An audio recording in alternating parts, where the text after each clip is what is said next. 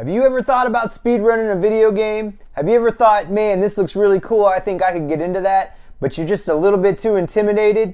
Well, in this video, I'm going to show you how easy it is to get your foot in the door. So sit back and relax and let's get into it.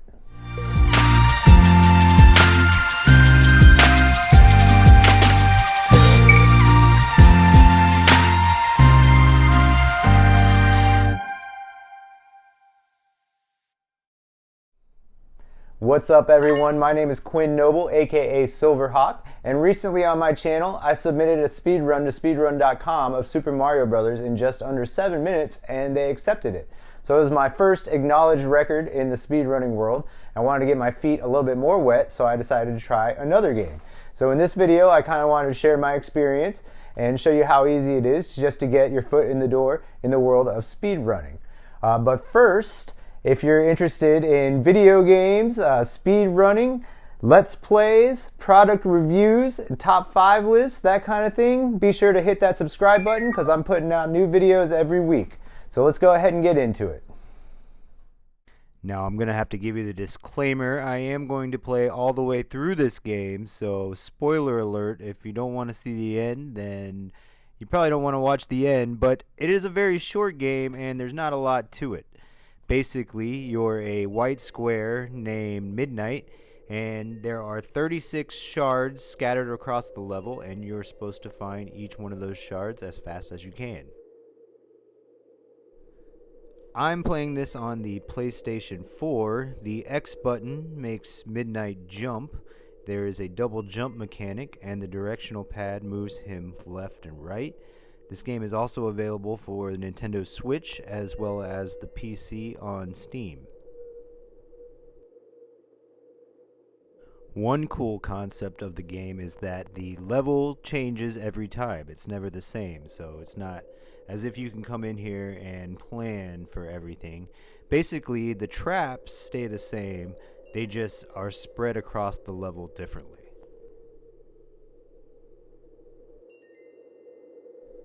Now, I don't believe there are any physical copies of this game. I picked it up digitally on the PlayStation Store back at the beginning of COVID.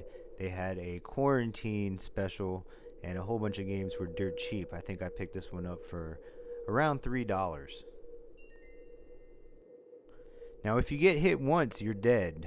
Midnight doesn't have any heart containers or energy tanks or anything like that. So it does make the game a little bit challenging, but really it's not that challenging. It's actually pretty easy.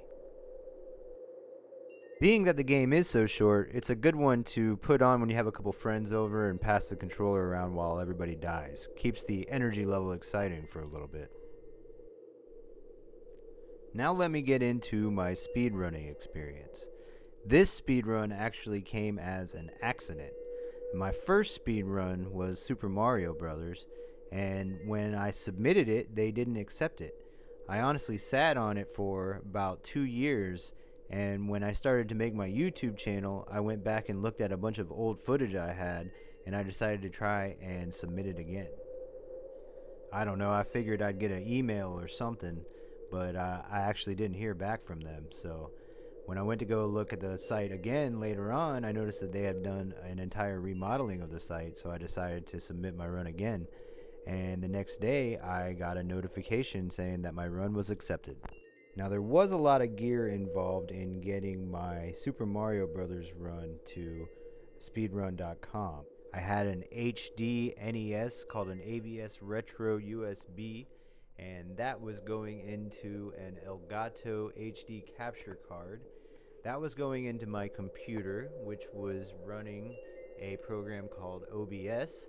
That was streaming onto Twitch, while I had a timer called Live Splits that was timing my run.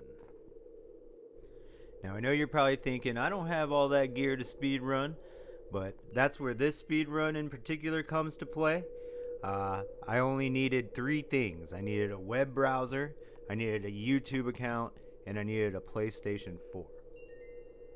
Now, I'm sure there's plenty other games to play. I just picked this one because it was cheap and it was a quick one to beat. Now, in addition to speedrunning, I also enjoy trophy hunting on the PlayStation Network. I've been doing it since the PlayStation 3, and my account has carried over, and I'm honestly pretty proud of my trophy count. But this one is notorious for being an easy platinum trophy, which is a very hard trophy to get in most cases. And I've seen quite a few YouTube channels say that this was a pretty easy platinum trophy to get. Now, believe it or not, this run was the first time I had ever played the game. It was my first sitting. And I sat down and I maybe played it for an hour before I ended up getting this run. And honestly, when I was doing it, I didn't even know that I was about to beat the game or anything like that. You know, wasn't like I had all my gear set up and I was doing it. The cool thing about the PlayStation 4 is it actually records you while you're playing. If you hit the share button, it'll show you the last 20 minutes that you were playing. So it's perfect for a game like this to record a run of 5 minutes or something around that time. I tend to hit that share button and try and record some of my best highlights.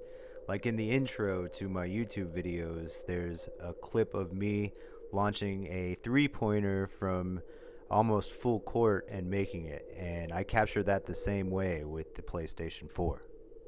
And as you can see, once you finish the game here, there's not a lot to it, and I did get that coveted platinum trophy that is sought after, and as you can see, there's a timer included.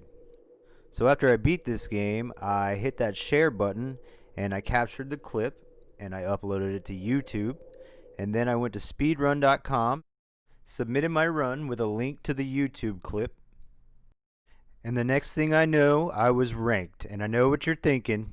If you ain't first, you're last. At first, I was actually number 9, and I went and made a Facebook post about it. And then my buddy Matt commented and said, I want to pick up 36 Fragments to Midnight, submit a run of me playing it, and be number 10 in the world at something.